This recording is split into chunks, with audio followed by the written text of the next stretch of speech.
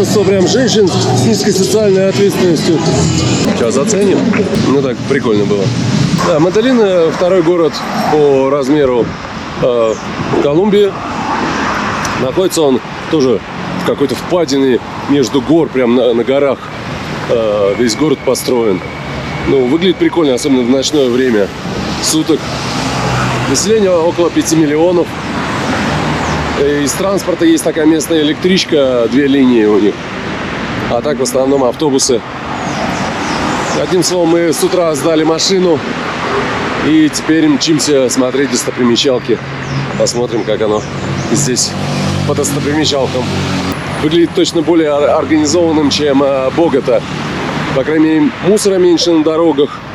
И транспорт, дороги очень широкие. Потому что я нигде в пробках даже не стоял. Хотя это утро и будни. Как оказалось, Медельин известен не только тем, что Пабло Эскобар жил здесь, родился и умер, но и парком Ботеро. Зная это, мы загуглили парк Ботеро и отправились прямиком туда. Ну что, добрался до парка Ботеро. Это такой местный знаменитый, так сказать, скульптор, художник и так далее. Ботеро очень любил, видимо, пышные формы. И все его статуэтки имеют прям небольшое, мягко говоря, ожирение. Вот эта милая статуэточка относится к 91 году выпуска. Ну, а девочка с ребенком 95-го. Вообще в парке находится около 20 статуэток Ботеро, которые он подарил, в свою очередь, городу в 2000 году. На экранах ваших смартфонов вы можете наблюдать за сфинксом от Ботеро с очень изящными и пышными формами. Ну, вообще, люди, они везде люди, знают, за что хвататься. Как вы видите, Ботеро изображал не только людей, но и животных. Ботеро любил преувеличивать формы фигур, что он изображает, и в честь этого впоследствии назвали целое движение в искусстве ботеризмом, в честь, собственно, Ботеро. Вообще парк оставил приятное впечатление. Можно насладиться скульптурами, прогуляться по этому парку, укрыться в тени деревьев от солнца. Будете в Медельине, посетите это место, насладитесь статуэтками Ботеро. Вот такое чудо прямо на улицах продают. Прям подходишь, говоришь, какой фруктик тебе нарезать. Вот мы микс нарубили. Папайя, манго и банан, по-моему. Сейчас там нарубим, пойдем жевать по дороге. Так как Медельин является индустриальной столицей Колумбии, здесь, видимо, по этому поводу проложили нормальное, адекватное метро. Сейчас мы идем его испробовать на проект несколько остановок до центра. В отличие от Боготы, Медельин имеет метро. Смотрите, много линий. Сейчас будем пробовать. Как настоящий турист я должен попробовать метрополитен местный. Нужно проехать несколько станций, чтобы добраться до центра. Сейчас возьмем билетик и погоним. Как хорошо иметь испаноговорящих путешествиях по Южной Америке. По-английски здесь вообще никто почти не волочит. То есть я вот спасаюсь. Виктория меня спасает. Билетик выглядит очень забавно. Стоит сколько? 11 700 на двоих. 11 700 вышло на двоих. Полетим как-то. Ты сюда будешь? Наоборот. Ну, считывать видок. Уже ни хера он не работает.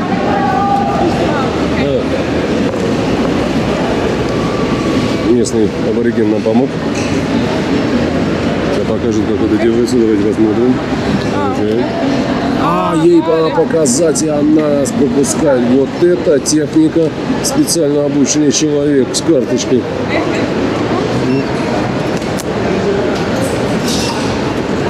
Thank you very much.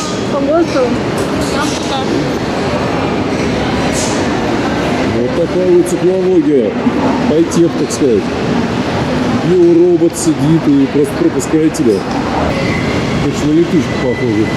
Не метро, а вон у меня сверху есть такой электрический провод идет. То есть, в принципе, это электричка такая. Метро довольно-таки комфортабельное, есть кондей, что не может не радовать. И в метро также звучит забавная песенка, похожая на детскую песенку. Но, как мой персональный переводчик мне сказал, это песенка о том, что нужно поддерживать чистоту в метрополитене. Так что следите за собой и за чистотой. Учимся в какой-то местный палас. Говорят, время поджимает. Скоро закроется. Слушайте, в Южной Америке я уже как-то привык к тому, что я всегда нахожусь на рынке Опрашка 90-х годов города Санкт-Петербург. А мчимся мы вот в тот палас. Но придется пройти через все пути ада рыночной индустрии. После небольших исследовательских манипуляций обнаружилось, что это дворец культуры Рафаэля Урибе. Честно говоря, увидя это здание, мы прям не удержались и решили проникнуть вовнутрь. Так сказать, окультуриться. Зачем-то на входе взяли паспорта, паспортные данные и еще и сфотографировали. Видимо, теперь я часть местного КГБ, архива.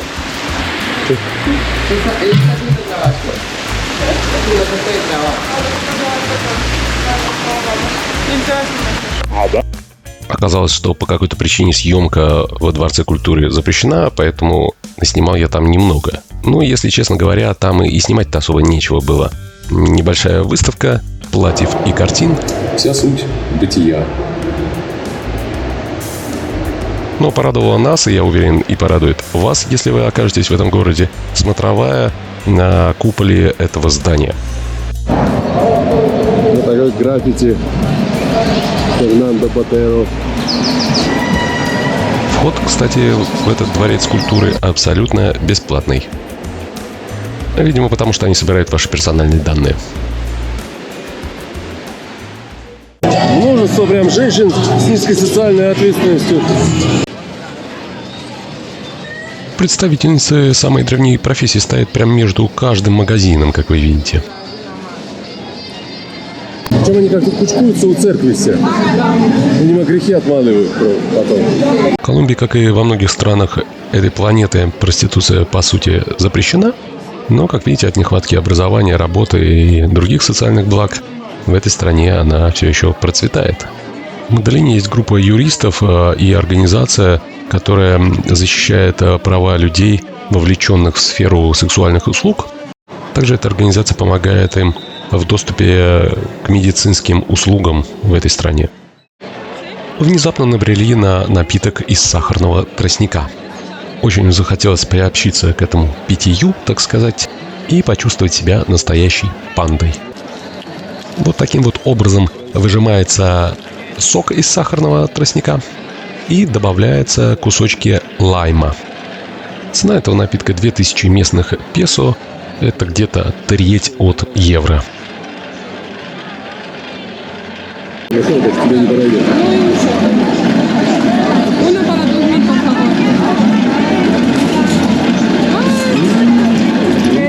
Muchas gracias. La vendemos toda en Liz. La mala fue. No, pues está bien, eso es perfecto. ¿Podemos tapar, por favor? Сейчас заценим.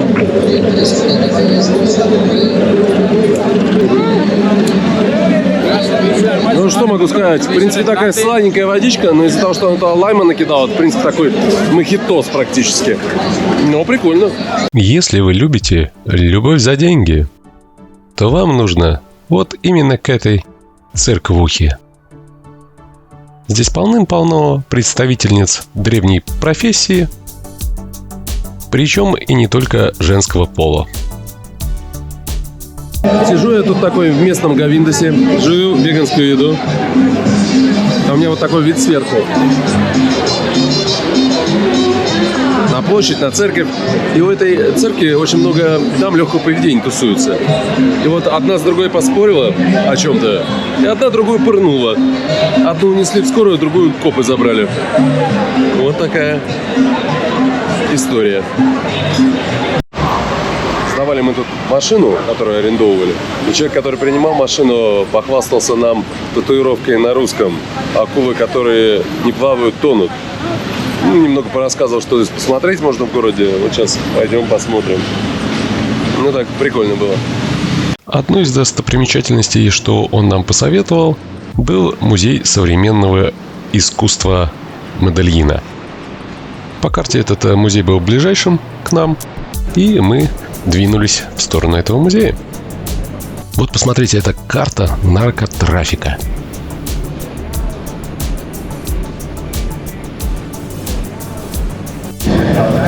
Вот смотрите, в музее нашли карту, то есть Медельин тоже разбит на районы и сектора, и тоже под цифрами, то есть, скорее всего, так же, как и в Боготе, по уровню жизни распределены. Мы сейчас находимся где-то вот здесь, в 10-м. Как видите, в музее можно оставить память о себе, вот, и мы не преминули воспользоваться.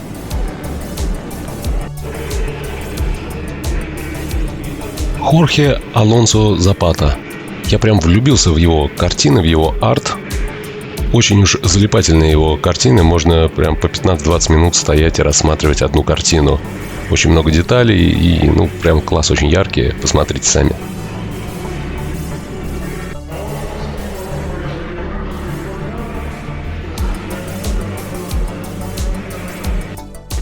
Картины, так сказать, на злобу дня. Вообще в этом музее регулярно проводятся временные, так сказать, выставки, постоянных там практически нет экспонатов. То есть на какую выставку вы попадете, когда приедете, вы никогда не знаете. Но вот мы попали, и нам очень понравилось. Вот это прикольно.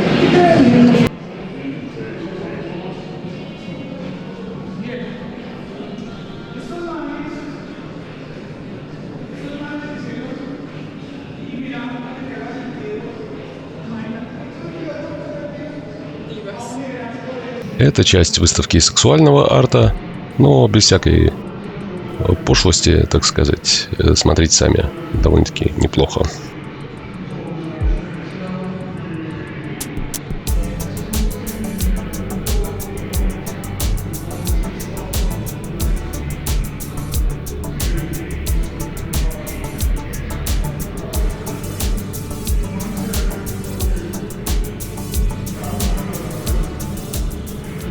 Ребята, меня тут потомки Пабло Эскобара завербовали. Даже не знаю, что делать. Вручили кучу денег. Сказали купить в России крокодила и привезти ему. Они не знают, что такое крокодил.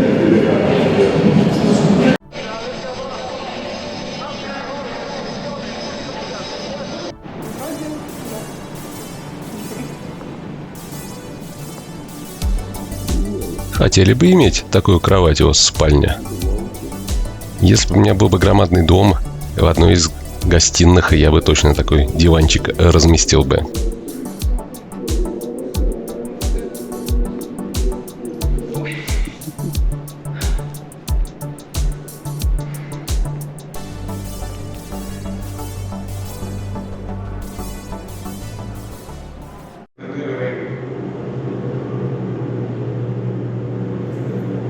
А вот это уже, так сказать, социально-трагическая часть этого музея, выставки в этом музее.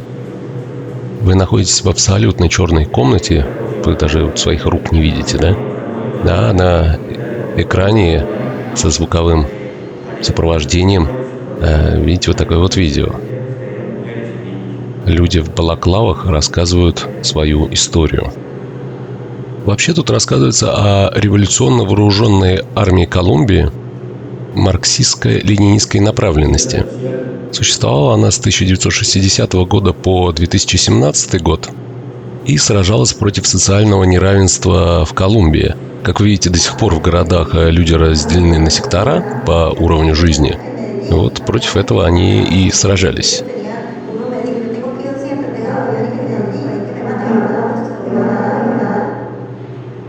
За все это время было множество столкновений вооруженных, причем с полицией.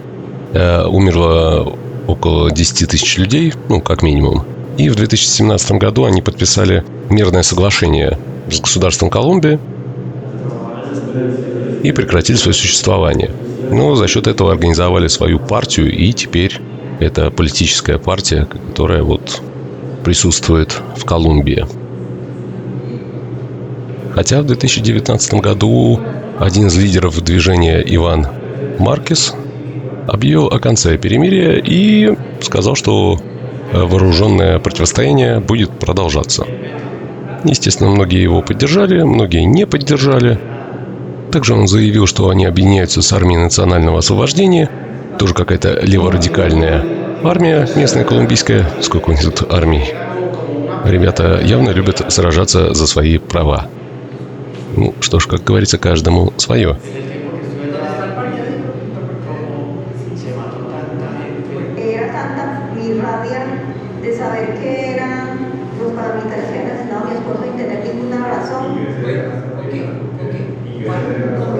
Вообще, если бы не эта выставка, я бы и не знал об этом движении. Ну, вот, видите, не зря сходил в музей. То есть практически такая же армия, как у нас в Ирландии IRA была.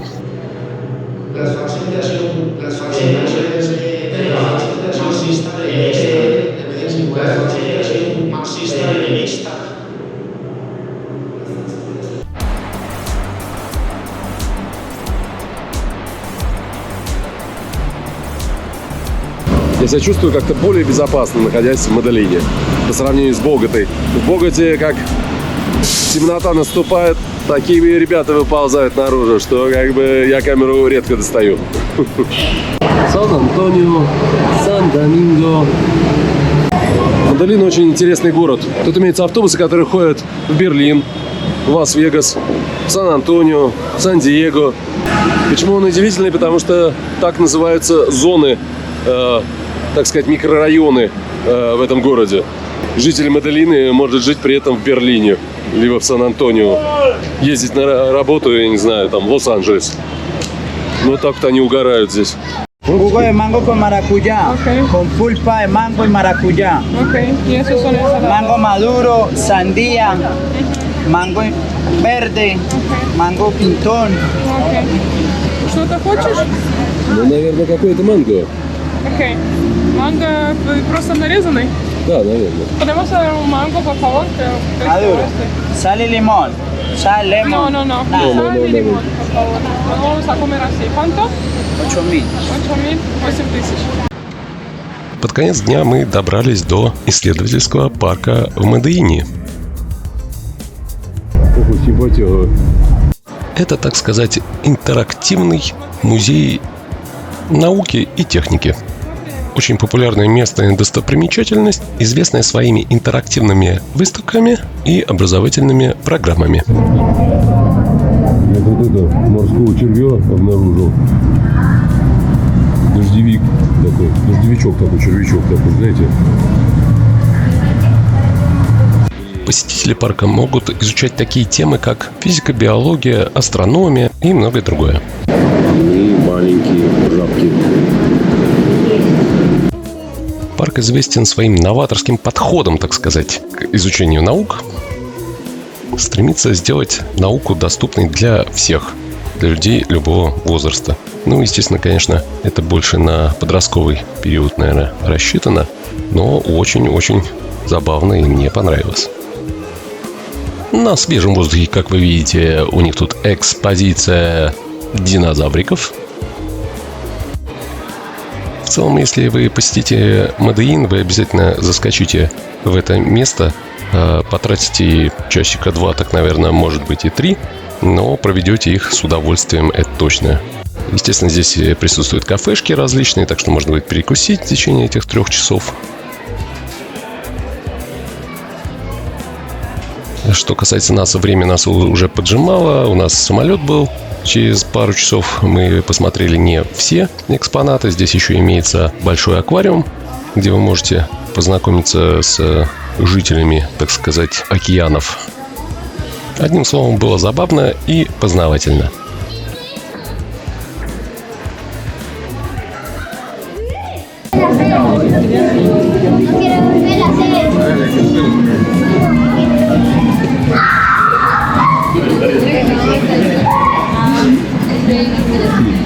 На самом деле они просто стоят все. Видишь, смотри, нет. В разных Они все разные. Ты Да. спирали, И смотри. это идет... То, что быстро мерцает, это вот кадры. Ой, ну не знаю, Ребзя, парк, конечно, прикольный. Мне понравился. Дети будут точно в восторге полазить здесь, поугарать. Ну вот, прайс, я бы сказал, по местным меркам он дорогой. 40 тысяч нам стоил. Это где-то 8 евро. Но по европейцам как бы окей. Думайте сами, решайте сами. Наш день подошел к концу, и мы отправились на такси в аэропорт. Дорога была длинная, около часа, и водитель нас развлекал своими рассказами. Нет, ну ты только глянь, ты посмотри, в какой цивилизованной стране такое может случиться. Остановились посреди дороги, общаются, стоят, кофе пьют, анекдоты друг другу говорят, ну ты только глянь. Не, ну ты посмотри, никакой культуры вождения, никакой культуры в этой стране нету, ты только посмотри. Но эти две машины, которые остановились посреди дороги и начали общаться, тоже являются частью вашей культуры вождения. И туристам это очень интересно увидеть. Не, ну вы вот мне скажите, в других странах же такого нету. Нету же такой вот культуры вождения, как у нас, так сказать, культуры. Везде мотоциклисты ездят как попало, останавливаются, все болтают, как бы вообще никакой культуры. Мы видим, что все у вас тут ездят на больших джипах, на больших машинах, а у нас ездят на малолитражках. Это тоже часть вашей культуры? Что я могу тебе сказать о нашей культуре? Ближе, ближе. Вот что я тебе скажу, птица. Они тут все думают, чем больше у них машина, чем больше ее размер, тем они более важной персоной себя чувствуют. Ну вот только посмотрите вот здесь вот налево, вот этот большой джип. Вот как вы думаете, что он думает? А я вам сейчас я вам скажу, что он думает. Он думает, чем больше у него машина, тем больше у него, так сказать, кокохи. Ну вот чем выше он сидит, тем важнее персона он себя чувствует. И проблема-то не только в нем, а проблема вообще во всей нашей культуре. Мы все такие, мы все так себя чувствуем, поэтому нам всем нужна большая машина. А за парковку, где попала, вас не штрафуют? Да тут вообще никто не парится по этой теме.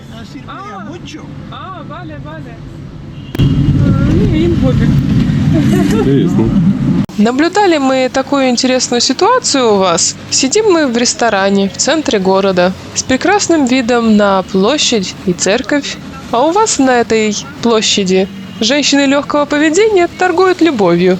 И вот одна из этих женщин зарезала другую прямо у нас на глазах. Ну что я могу сказать на эту ситуацию? Эти малолетние девахи выбрали свой жизненный путь. Отправились на улицу торговать, так сказать, своим телом. Ну а жизнь там нелегкая, сами понимаете. Нужно сражаться, так сказать. И жизнь их закалила. То есть им не указ никто, ни общество их окружающее, ни полиция. Ну вот они, наверное, и не поделили клиента, и одна пырнула другую. Суровая у них жизнь, однако. Ну, за столько лет моей жизни я такого не видал, конечно. Нет, такого я, конечно, не видал. Вы прям счастливчики, повезло вам такое вот увидать. Такое вот. А почему у вас разные районы Медельина называются именами знаменитых городов мира? Так это все просто по-простецки. Мы просто такие ребята, у нас фантазия плохая. Мы просто взяли, скопировали, сперли и вот пользуемся чужими названиями. Ну вот мы видели Кордобу. Кордоба есть город в Аргентине и город в Испании. А у вас тут что, райончик? Да, у нас есть Кордоба. Это такой у нас райончик, где барчики, ресторанчики, пати, тусовочки, все такое проходит. Вы думали, есть какое-то историческое значение или просто значение? Да не, мы просто такие вот неоригинальные и просто берем название отовсюду. Ну так-то прикольно. Национальная особенность Колумбии. Вот такие вот туалеты. Причем они находятся для мужчины и в достопримечалках также открыты совершенно. Вот никакой двери, ничего, просто нашел и стоишь. Но для женщин вот как-то тут подзакрывают. Бензин здесь измеряется в галлонах. Вот такие вот цены. О, уже вторую площадку такую вижу в городе для волейбола на песке. Для пляжного волейбола. Респектуха и уважуха всем тем, кто досмотрел это видео до конца, кто поддерживает меня, ставит лайки, делится моим видео, продолжайте это делать. Огромное вам спасибо. Следующее мое видео будет уже из Аргентины, из Буэнос-Айреса, там я провел 9 дней. И помните, что жизнь у нас одна, а путешествовать нужно больше. Блин, дверь сраная. Так, погоди. И помните, что жизнь у нас одна, а путешествовать нужно больше.